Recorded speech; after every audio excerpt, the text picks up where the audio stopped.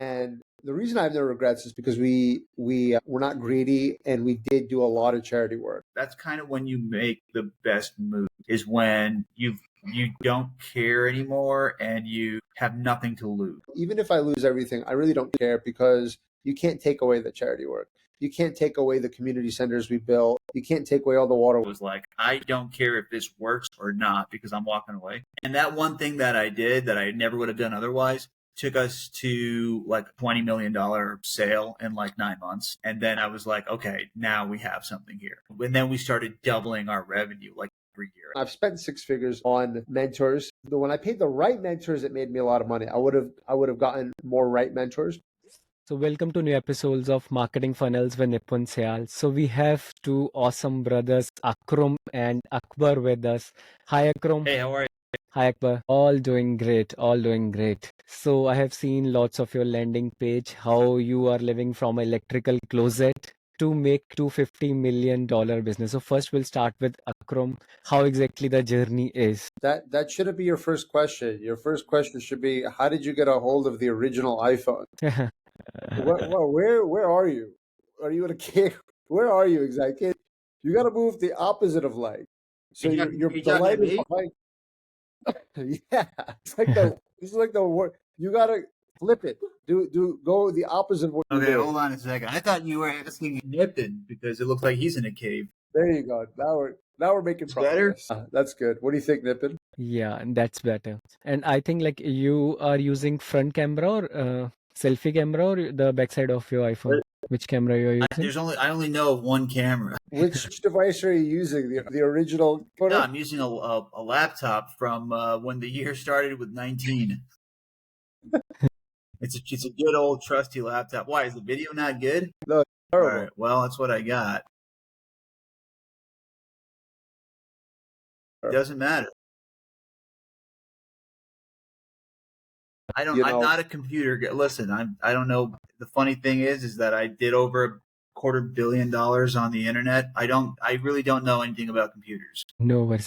So we'll start with this. We were literally. Yeah, I could care less about the trends or the latest and greatest technology or the fads or this and that. Like, it doesn't matter, because I use principles.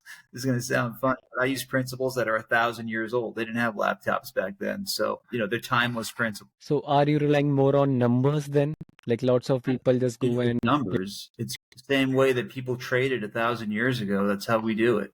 You have product, you have value, and you get it out there. You take care of the customer, and I don't need a brand new camera to do that. So are you guys now bootstrapped? But lots of people right now in this fancy world, they are asking for lots of funding. And the initial stage, they want funding. So what's your criteria about it? Like, people need funding to build up a business? My brother is saying that, how does it go? If you can't make money without money, you can't make money with money. Yeah.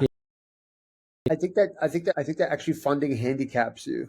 Like, oh, you want to tell that interesting story about the tale of the two photo shoot? Yeah. I mean, long story short, when we were quote unquote bootstrapping, we never borrowed a dime. We never got funded or anything like that. I mean, yeah, I should say we never borrowed a dime. We borrowed a little bit of money from family, very little, to get us off the ground. But yeah, like what my brother's referring to is that when we had, we did a photo shoot that cost us $3,000 when we first started. And then we did a photo shoot that cost close to $1 million later on. And you can't tell the difference. I mean, there's very little difference between the photographs. Okay, the first photo shoot was me and my brother and a photographer. And we had an Airbnb studio in Oakland, California. And I think we had a model, maybe 2 models that we hired from an agency that like worked for like $100 a day or something. Yeah, a couple $100. Some like app or something. And I was the prop guy. I was, and the photographer did all the lighting. Okay, so that was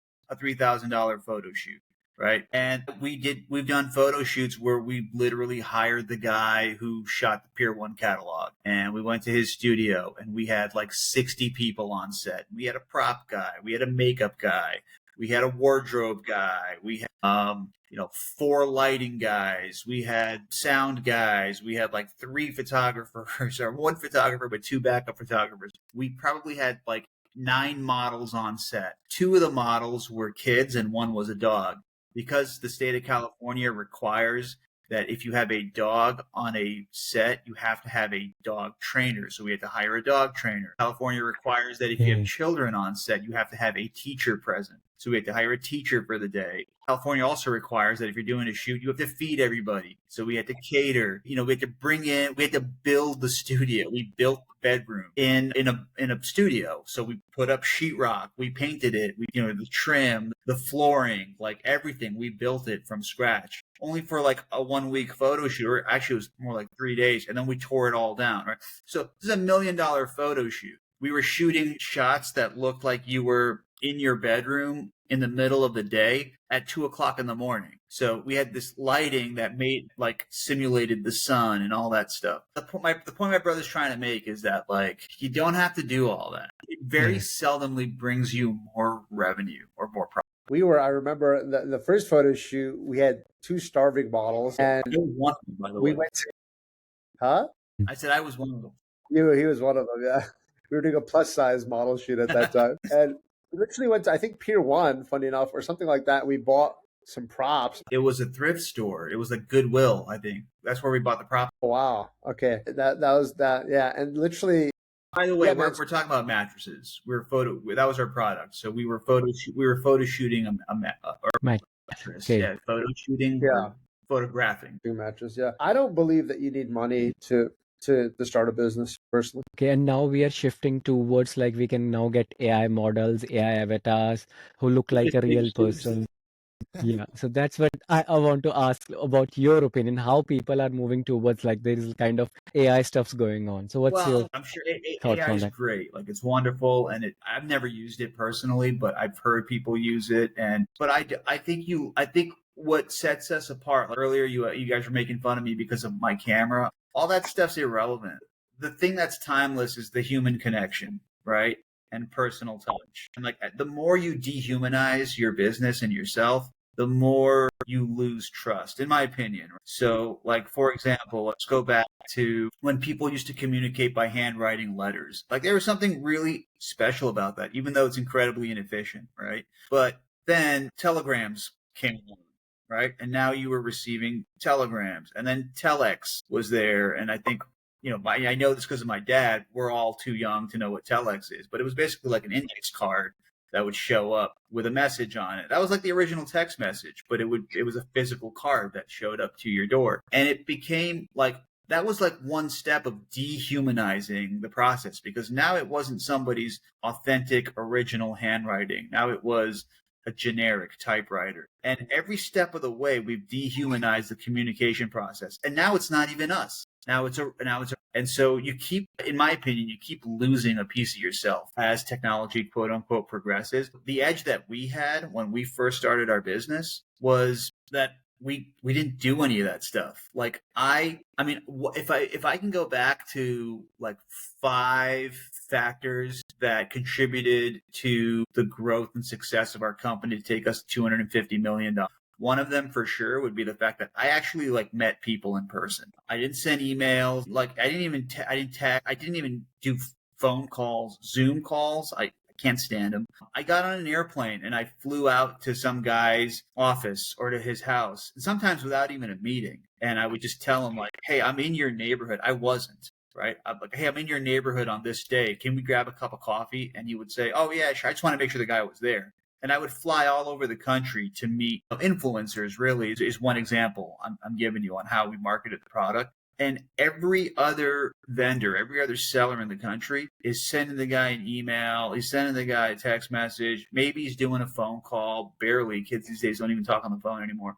Maybe he's doing a video call. But I'm sitting in the room with the guy. I'm the only one who got on a plane and said, because I know that hey, this is how things were done 1,000 years ago. And these principles are timeless. And I got the deal, because it's a lot harder to say no to a guy that's sitting across the table from you than a guy who's on a screen that doesn't exist. Amazing. That's remind me of with AI now and technology now. It's funny is that they're trying to just to prove that point, they're trying to replicate human interaction. So you'll see letters and it looks like somebody actually put their signature on it. but it's just the machine trying to replicate that actual human touch. Because I know that converts better. Nip, and to answer your question, the AI stuff, I can see how quickly it's advanced in just like 2 years, right? Like originally, if you asked AI to make an image for you, it was like, do you remember like the early days? And when I say early days, I mean like 18 months ago. It was like scary and creepy and weird. All of a sudden, it's like now it's like really incredibly good, right? But it's still AI. Like, here's a classic example. Okay, you like Star Wars? Yeah. Okay, you know why the original 3 Star Wars movies were the greatest ever made? And this is so ironic because the maker of Star Wars, George Lucas, he actually wrote 9 episodes, right? But he filmed 4, 5, and 6 first, right? And the reason why he did that was because that was in the 70s. And he said, when technology gets better in the future, that's when I want to make the original episodes 1, 2, and 3. Because he felt he didn't have the technology to make those. And he was saving those for later, right? Which is an interesting concept to have. But the first 3 movies, the original 3, which are the episodes 4, 5, and 6, he actually made the movies. So, you know, there was a little prop that he had to make, and then he filmed the prop and made it look like a spaceship or whatever. There's even like a shoe and a potato and stuff like that they actually built models, right? He started a company to build the models. That company later became known as Pixar and got actual things, real things you could touch. And that's what made the movie so great. Then in the 90s, they made episode 1, 2, and 3, and it was all CGI. It was all computer generated, and everybody hated it. It sucked. To this day, like, those are the worst 3 Star Wars movies ever because they're not real. And I don't care what anybody says at the end of the day, like, people are not going to respond to anything that's artificial. What's the letter A? What does that mean in AI? It's artificial. Yeah. Amazing. And my question is to Akbar now, like while building. It seems you're wearing an AI hat, and I think I'm like crapping on your entire business. No, it doesn't. Like, always, like, there is always a positive side and negative side. You need to take everything. Then only you will take the feedback. Hey, this man, okay, lots of people don't want to interact with robots. Still, if we go to Amazon and if robot is coming, we don't want to talk to robot. And even like if I told you that Akram and Akbar AI version will come to my podcast, even I will be not interested. So that's where you're right. I just wanted to clear that up. That, like, I'm sure there are plenty of use cases where it's like social media. There's a lot of good, but there's a lot of bad. Yeah, exactly. Sometimes you got to take the good with the bad. Yeah. And my question is to Akbar is, like, you built a company Ecom from scratch to now 250 million, and now you hired a CEO. Just like I'm taking an example again, and now everything major traction is in the hands of CEO, how he's making decision while under your observation. So at what time people needs to have CEO in their company, and how things changed after a good CEO? I'll really let Akram answer that. So, you know, Akram and I founded this 12 years ago, Muhammad. 12 years ago, really, Akram took over and made it. I think I was there when we founded it together, and then it made its first maybe million or in that world. And then honestly, I actually got married and moved. And Akram actually really took the company to, I think when I left, it was about maybe its first million or something. He really took it to the $250 million. And, you know, at the time, our CEO was the guy who had designed some websites for me. And he has a cool story too. He was kind of living in like a rooming house in like a minivan kind of deal. And he ended up being our CEO. And I'll kind of let Akram answer that process. But from my point of view, for my own coaching company, a CEO, when I hired, one of the best things I ever did in my coaching company was definitely hire a CEO. And one of the worst mistakes I ever made was kind of like letting her go. You kind of have to, it's real simple. Do what you do best, outsource the rest. I'm not like a CEO type, right? I'm more of the creative type. So you have to see what you are. Maybe you are more the CEO type, and then you have to install creative people in your business. So you have to surround yourself. You have to identify the weaknesses and get manpower to fill those gaps for you. But it's essential, absolutely essential. But I'll let Akram get into more details about the transition to this. Yeah, I'll answer your question. First of all, I want to apologize because I didn't answer your first question, which was a very broad question of how did we get to $250 million? And so I didn't ignore the question, but that's what we're doing a webinar next week to answer that question. So I'm not going to answer that now, but I just Just want to let you know that I'm not ignoring your first question. No, so I will putting that link in my description, so all viewers who will be viewing the podcast can go and directly join that link to reveal more secrets about that. Exactly. To answer your second question, it's a great question, actually. When do you know, like, when is it time for you to step aside? Hopefully soon, right? Hopefully the sooner the better. And there's a lot of people who start a company and then they want to be the CEO forever. And that to me is a huge mistake, right? And maybe there's a time and a place for that, but then it's not really the entrepreneur formula, right? The formula is to create something, set it up, let it run itself, and then move on and to the next project, create something else. So to answer your question, when do you know? When you don't have any more value to add to the business. And in fact, there comes a point, I believe, where every founder and every entrepreneur starts to hurt their business as they stay in it. And I got to that point. Actually, I stepped aside many years after I was at that point. So learning how to identify is something I know how to do now, which I didn't earlier, but knowing how to identify like when you are now getting in the way and when you're no longer adding value, because our job is not to run companies, right? Our job is to create, monitor, increase value of the asset, but our job is not to run the company. Our job is to have vision and have direction. You know, CEOs run companies, and you take care of your CEOs, you give them equity, you give them high salaries, and you reward them if they do a good job and if they're aligned with the vision. And if they're not, you replace them.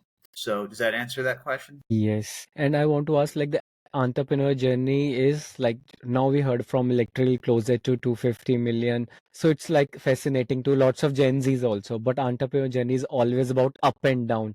Can you tell me like the time where you think that, okay, it's very hard you to push any incident? Well, I'm sorry, what was it? Very hard what? Incident where you will think that, okay, I'm not able to push this. I can't take that much more stress. Yeah.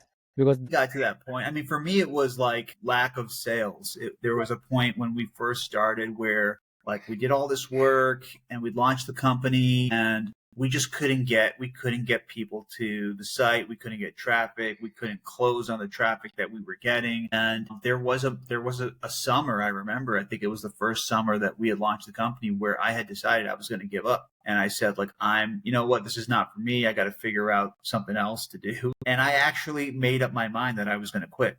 And I said, I'm wrapping it up. And I told my parents too, I said, I'm wrapping it up and, this isn't going to work out for me and I got to move on to the next thing. And then that's kind of when in my opinion, this has happened to me several times. That's kind of when you make the best moves, is when you don't care anymore and you have nothing to lose, right? And so I had made up my mind that I was closing the business. So I had nothing to lose. So at that point I said, well, let me try like one or two crazy things that I would never try otherwise. But since I'm closing the business anyway, I don't care, because it's something that is so crazy and so high risk that it could really, have huge reward or huge downside. And so I did something drastic, right? I won't say on this podcast what it was, but I did something that I would never, ever do in a million years unless I was like, I don't care if this works or not, because I'm walking away. And that one thing that I did that I never would have done otherwise took us to like a $20 million sale in like 9 months. And then I was like, okay, now we have something here. And then we started doubling our revenue like every year. And my question is now to Akbar.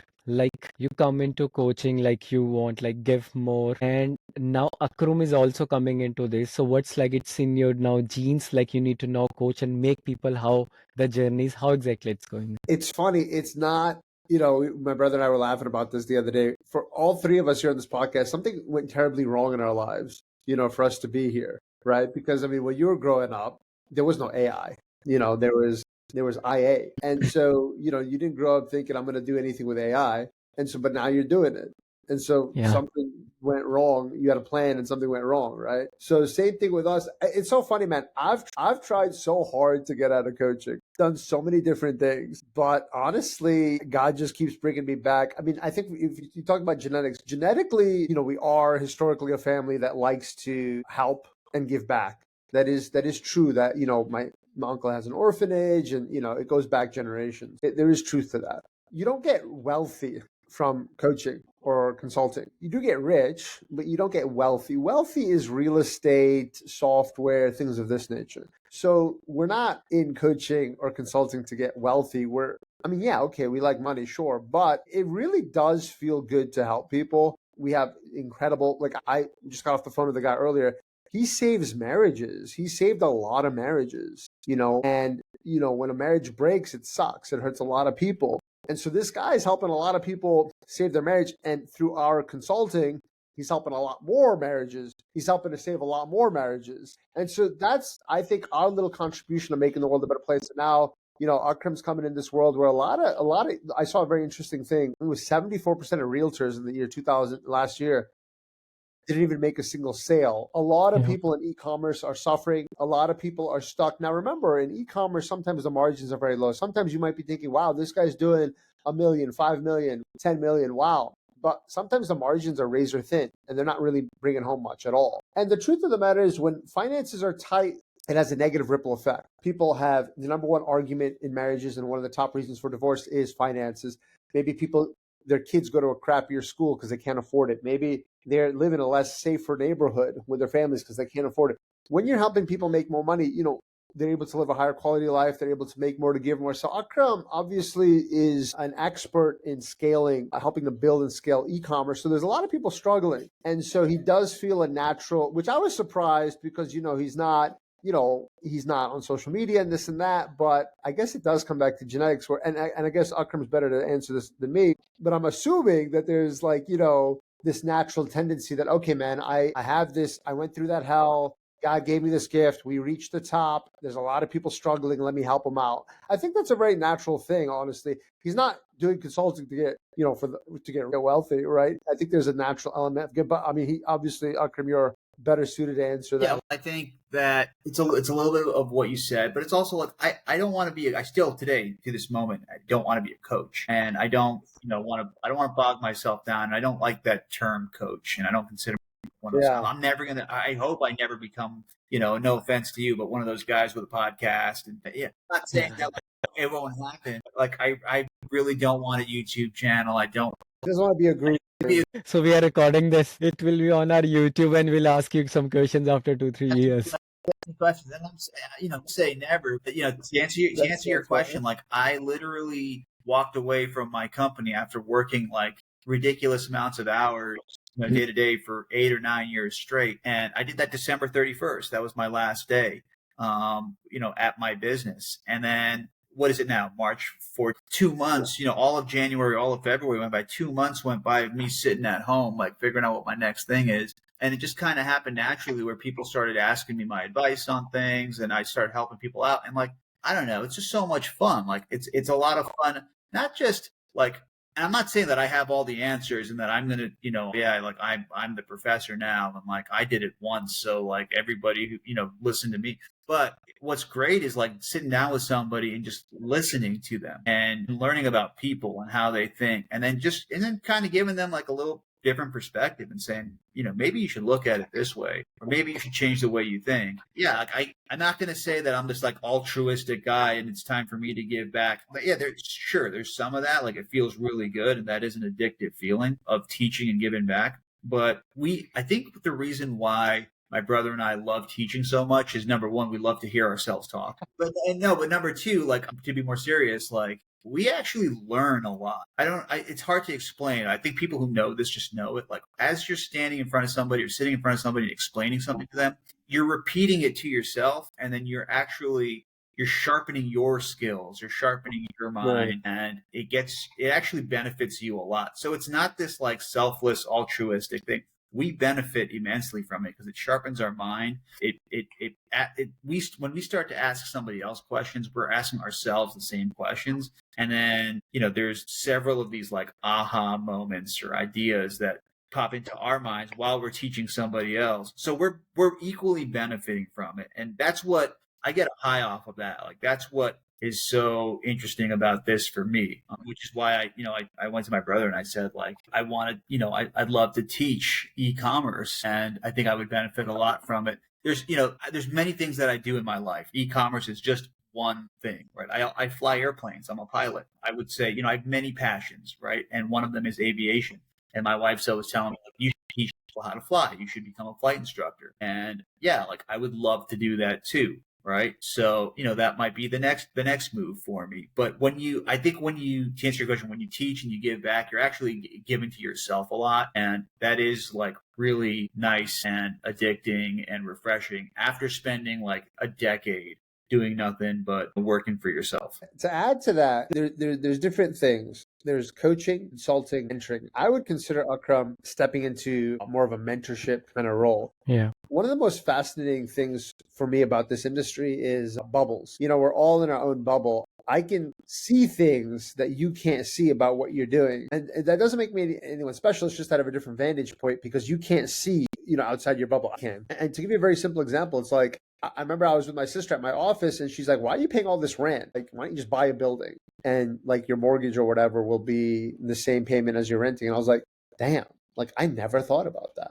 And I literally went and started like looking at buildings. Akram just, having accomplished what he accomplished, a lot of times in order for people to grow their business, it's a belief. They need a conviction. They need to really, really, truly believe it. And a lot of people are stuck because they don't. And they stay in this kind of like, neutral area because they're I don't know. But sometimes a guy who's done over $250 million says, dude, what you're doing is an awesome thing. This is incredible. This can be $1 billion company.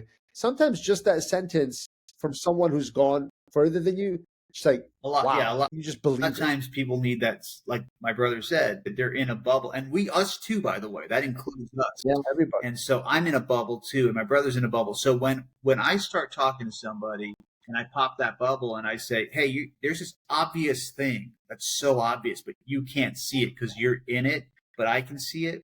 Then I start to see it for myself too. And that's where like the teaching benefits is equally beneficial for both of us. And which is why, like I said earlier, it's so addictive. And right, like while I giving coaching, somebody will come up with a good plan or different problem that expect we haven't heard of. And then we think, okay, that's the good stuff. We can do it in our company also.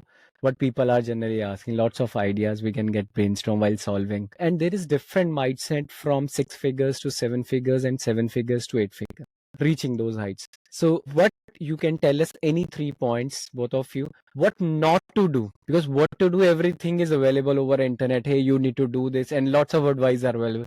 What 3 things, what not to do while scaling the company, especially in e-commerce, Akram and Akbar, you can. Day drinking, it hurts a lot. Yeah. I think I'll give one point of like, you don't have to, and I made this mistake, I think more than anybody, you don't have to spend as much money as you think you do. You don't have, I've hired, I spend millions of dollars just on consultants. And, it's funny because we're in this consultant world and we're like consultants. Yeah. I'm going to tell the truth. Like a lot of times these consultants you pay them just to, what do these consultants do? They look at your watch and they tell you what time it is, right? And they tell you what you already know. And they just keep telling you that. And then their whole thing is like, how do I get you to keep paying me more money? And man, I've spent millions of dollars on consultants and they don't know your business. They don't know your business better than you. I don't care like how successful they are. I don't care where they came from. And I hired consultants that I would pay $20,000 a phone call for consultants. You know what I mean? I would stay away from that. I would say, look, like it's good to get some feedback, but don't pay huge money. And now and this is hurting me and my brother because this is what we're looking to do for a living, is telling people to pay us. Yeah. But I don't care. I'm going to tell the truth. There's 2 parts to that. There's 2 parts to that. Number one is, he's right. Some of these guys are charging 100, 200,000. You don't need to pay that money. That's 100% true. And we're not charging anywhere near that. Number one. Number two is, there has to be an energetic alignment as well. Hey, I myself was recently part of 2 masterminds that were collectively $70,000. I didn't get anything out of it. And the reason I didn't get anything out of it is because it was the wrong fit. The guys who were running the mastermind, one of them had a really big team. And that's how he ran his company. That was his secret. I didn't want that for me. Another guy was like extremely like a tech genius, and I'm not. The way everyone has their own secret to success, their secrets is not something that I wanted to do or even could do. So when you're getting a mentor or a consultant or whatever, there has to be an alignment that the way this guy's got a success in the kind of business I want to do. For example, this guy's a family guy. He doesn't work all the time. He's very lean. He's got a very lean company. He doesn't do a million things. He just focuses on one or two things. This is the kind of company that I want to do. Let me learn from this guy and let me pay him appropriately. Let me not pay him 100,000, 200,000, but let me get in a friendly, affordable plan that I can even get out. It has to be fair. You don't want to lock anybody in. Some of these high-end consultants, they lock you into these year contracts. You can't get out of them. They're ironclad. They maybe it's 10,000 a month and it sucks and you can't get out of it. We don't do any of that stuff. There is a dark side to every field, but I think that we do it in the right way. Yeah. So I'd say don't spend money on stuff you don't have to. Another thing I would say you don't do is like too many things. Like don't do too many things. Focus on one thing. And I think too many people get distracted. So don't get distracted. And then my brother said, don't drink during the day. Don't drink during the day. There's your 3 things. There's your 3 things. And I'll add to that about, for me, the mistakes that I've made, going back, first of all, I have no regrets. And the reason I have no regrets is because we're not greedy and we did do a lot of charity work. So even if I lose everything, I really don't care because you can't take away the charity work. You can't take away the community centers we built. You can't take away all the water wells. You can't take away all the vision we gave people by paying for their eye surgery. That's done. You can bankrupt me, but that's there. That's done. So I don't I would advise people to do things better based off of some of the mistakes that we made. And I'll tell you what those are. Number one, I've spent 6 figures on mentors. When I paid the right mentors, it made me a lot of money. I would have gotten more right mentors probably. Number one. Number 2 is I'm very good at making money, not very good at keeping money, big spender. I would have gotten probably like a very close-knit accountant to manage the finances, to take it out of my control because I'm like a kid at a candy store. Number 3 is I would have gotten into I would have kept my CEO. I wouldn't have let go of my CEO, and I would have been more aggressive with paid media. I think that we were been primarily organic, which honestly speaking, guys who've done like a lot more revenue than me, I've probably taken home more than they have because they have so much overhead. So but the point is, like, everyone has these kind of look. I'll tell you what the biggest thing that I would advise people to do is your goal should not be the goal. Your goal should be to enjoy the journey to the goal, because that way, even if you don't hit your goal, you still had a great time. I agree with that because there is no goal. You never achieve anything, right? Like I was talking to a young kid the other day that said to me like, "Hey, I really want to get married, and I want to find. That's my goal right now is to find a wife." And I go, "That's not a goal. Like you can't, because once you have the wife, then you have to keep her. So that you'll never achieve that. You know what I mean? You're constantly working on it. So there is no achievable goal. I think too many people don't realize that the satisfaction comes from the effort, right? So I told the young kid, you're not looking for a wife, you're looking for a marriage. And you can never say that, oh, I've successfully had a marriage. Because if you had the marriage, then you no longer have it, right? So then it becomes keeping it. So it's like my brother said, it's the effort that you have to get the satisfaction in the journey, right? And so if you can wrap your head around that and understand that, I think you'll be a lot more successful. Are you married? Yes. I have a 7-year-old kid. Wow. I'm surprised because you look like a pretty happy guy. And it's not about destination, it's about the journey, how we spend time. And sorry, I hate to do this, but I probably have time for maybe one more question. Yeah. So if you lose everything, your name, fame, your company, how you will come back? So what's your strategy of coming back? That's a very good question. You want to think about it? I have an answer. I wouldn't. I wouldn't. I wouldn't. I would probably live a very, more monk-like life. No, but he's saying if you lost everything, you lost your money, your house. Yeah, I wouldn't want to get any of it back. I would just live a more monk-like life. I think that is the dream, right? Is to like. Yeah, I'd just be an absolute minimalist. This is a rat race, man. Like, I got this big house. What does a big house mean? I have a big mortgage. I have kids. What does that mean? They're all in private school.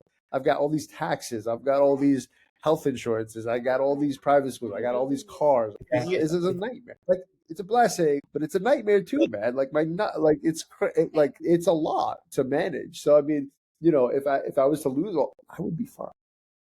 It's like the story of the Wall Street broker who went to Jamaica on vacation, and he's walking on the beach and he sees this Jamaican guy. Do you know the story? This guy's laying on the beach and he's fishing, and the Wall Street guy's like, "What are you doing? You could be making so much money. It's a long story, but he's like, you could get boats and hire fishermen and make more fish and sell it in the market. At the end of all this, the Jamaican guy sitting on the beach is like, well, for what? What am I going to do after I make all that money? And the stockbroker goes, you could retire and sit on the beach all day. And he's like, I do. But to answer all right. So my answer for that question is you can't lose like your experience. You can't lose your education. Your wealth is like your mind. That's your wealth. It's not, I think there's just misconception that like money and things make you rich. And I think too many people believe that like, if I have money, then I'm rich, or if I have things, then I'm rich, right? And that's not how it works. That's not true. Like anybody who thinks that will never obtain those things,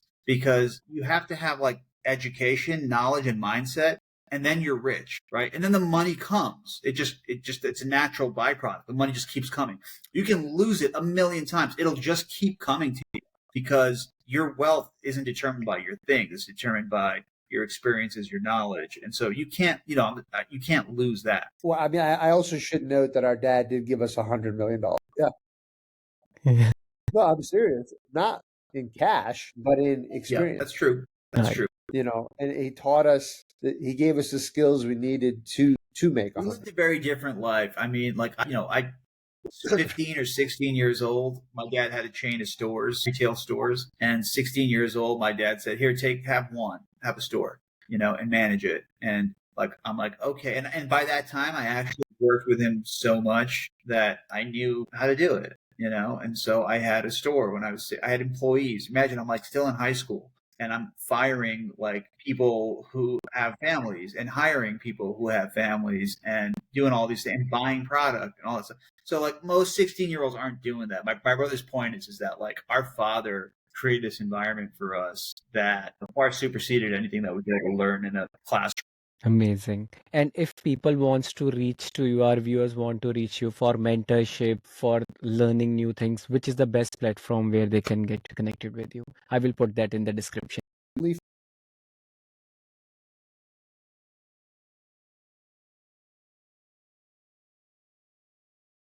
I don't want to be contacted. Yeah, he doesn't want to be I don't have contacted. If you want to, I don't have a Facebook page. I don't have a YouTube. I don't have anything. So I'm going to let my brother answer that question. Yeah, anyone who wants to, you can go through me. There's two places. Just go to my website, akbarsheikh.com, or you can just go to just hit me up on Facebook. Great. And I'm glad I connected with you, Akram, before anyone else revealing those secrets of 250. So I let my viewers, just if you want to know about the secret from just living in an electric closet to raising 250 millions, so you can join the workshop. And thank you so much, Akram and Akbar, to joining my show. And it was very learning experience for me. This is my first podcast. That's the first time I've ever done this. And I think it's very natural, like the things I love, like because the Gen Z is more towards the materialistic stuff. People are meant to be loved and things are meant to be used, but we are doing the opposite. So people are loving right now the products and other stuff, but they are using people. That's a good one. I agree with that. Nice. Awesome, man. Well, thank you. Thanks for being a part of history. Appreciate you. Thank you so much. Okay. Bye-bye.